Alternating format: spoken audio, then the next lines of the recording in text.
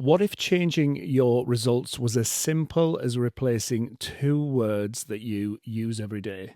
And these two words might be keeping you stuck in a loop.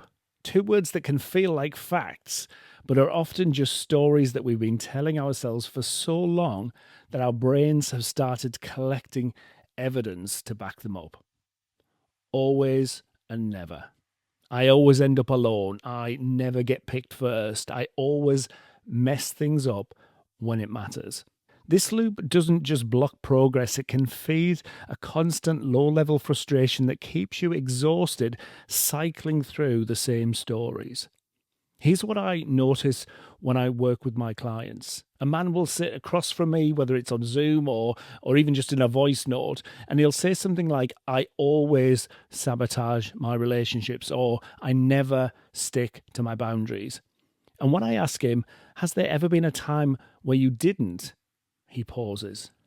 Because once he thinks about it, he realizes, well, yes, there have been times. But his brain has been so focused on the pattern, on the story, that he deleted all of the evidence to the contrary.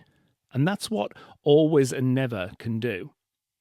They don't describe reality, they create it sometimes. Now, before we get into it, welcome to the coaching sessions. My name is David, and this is where we have honest conversations about what it takes to stop playing the supporting role in your own life, and especially if you're a gay man who has spent years being the steady one, the reliable one, the one that everybody leans on. As a mindset coach, I help gay men go from that second best feeling, somebody's maybe, and feeling powerless in their own lives, to standing taller, feeling confident in their actions, decisions, and relationships without shrinking, without editing or people pleasing to keep everybody else comfortable.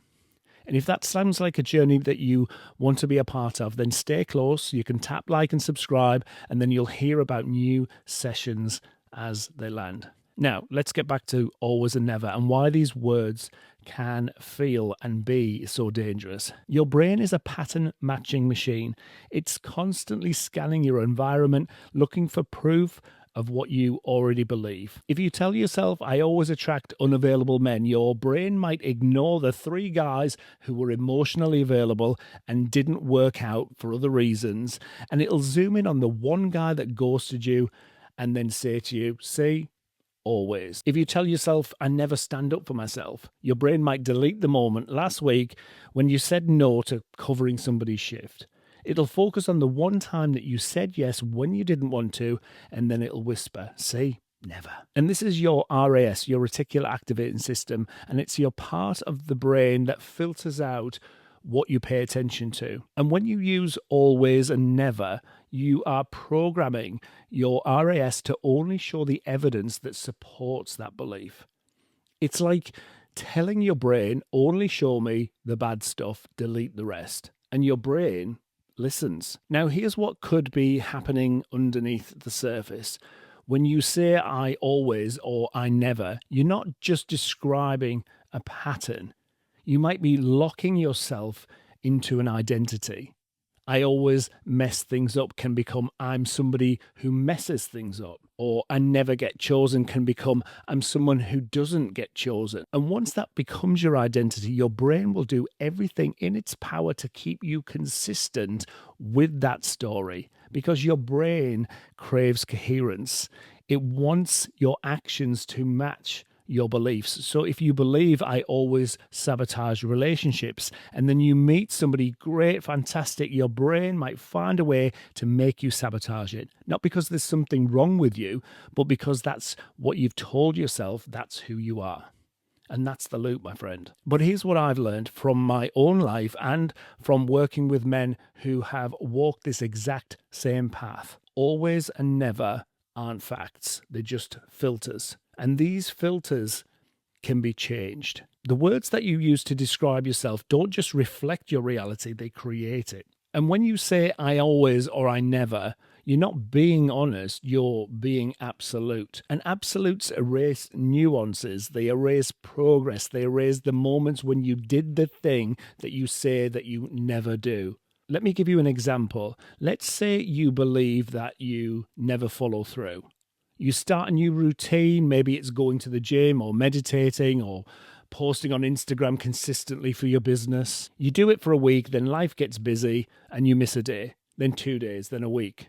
Been there, done that. And instead of thinking, oh, I did well for a week and then I got off track, what can I learn from this? Your brain says, see, I never follow through with things. I knew it. And your brain just collected evidence for that belief. And now the next time you think about starting something new, your brain will remind you, remember last time? You never follow through. Why bother? But here's the truth. You didn't never follow through. You followed through for a week. That's the data. And that's the evidence that you can do it. When you stop using these absolutes, a setback isn't a permanent identity. It's simply data. And finding out that you followed through for a week, that's evidence of your capacity for trial and error, the most powerful kind of learning. But always and never erase that evidence. They turn a temporary setback into a permanent identity. And here's what that changes.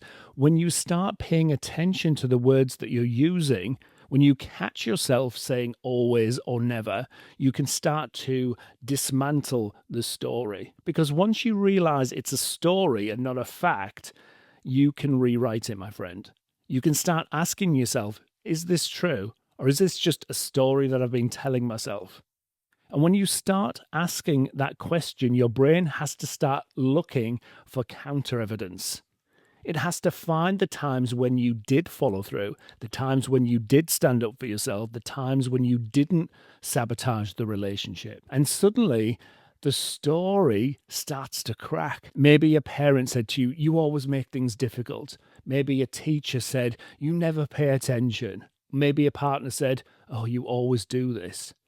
And you internalized it. You started saying it to yourself. But just because you learned it doesn't mean to say that you're stuck with it. So what do you do when you catch yourself using always or never? Well, I'd invite you to try 3 specific techniques. And the first one is what I call the evidence audit.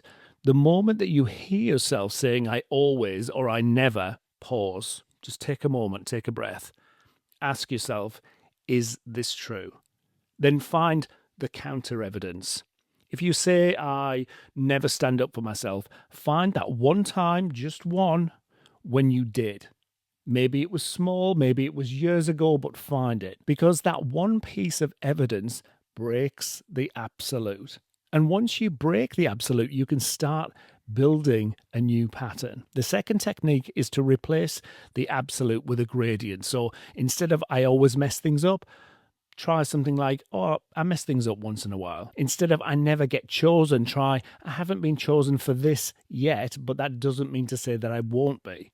The gradient language opens up this possibility. It allows for change, it allows for growth, and your brain will respond to that. Once you've found the counter evidence and replaced the absolute with a gradient, you might want to anchor the new truth. So write it down, say it out loud, and then just let it sink in. Things like, I've stood up for myself before and I can do it again.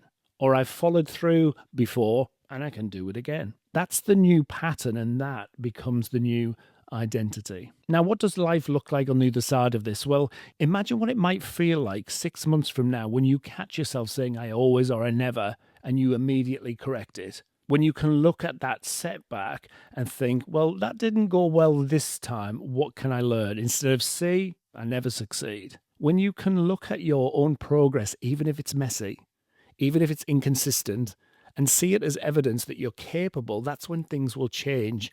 And when you access that grounded, determined state, when you stand taller because you've stopped erasing your own progress, you realize that this is what genuine, calm confidence can feel like. When you know that one mistake doesn't define you, one setback doesn't erase all of the times that you showed up, that's what's waiting for you on the other side of this work. Now remember, the words that you use to describe yourself don't just reflect your reality, they create it. And that's the line I want you to carry with you this week and keep it close. Write it down, say it out loud, let it sink in. Now, dismantling these patterns, catching yourself in the moment and rewriting the story is simple, but doing it alone, especially when the voice in your head has been using those words for years, isn't always easy and straightforward. And if you want to be in a room with other men who are doing this exact work, men who are learning to rewrite the script, stack the evidence, and build that new identity, the door to my coaching container, the Freedom Community, is open. The work that we do together isn't about fixing, it's about building the portal to the confident identity that's waiting for you. And we practice these techniques until it becomes second nature. This is where we give the guide in you the tools to take clear, confident action so you stop relying on the old script. And we'll dismantle these beliefs together, not in theory, but in practice with support. And the link to the community is in the description below, and you can join for free. And I shall see you in the next video. But until then, remember, always and never are filters, not facts. And you, my friend, get to change the filter. Be well.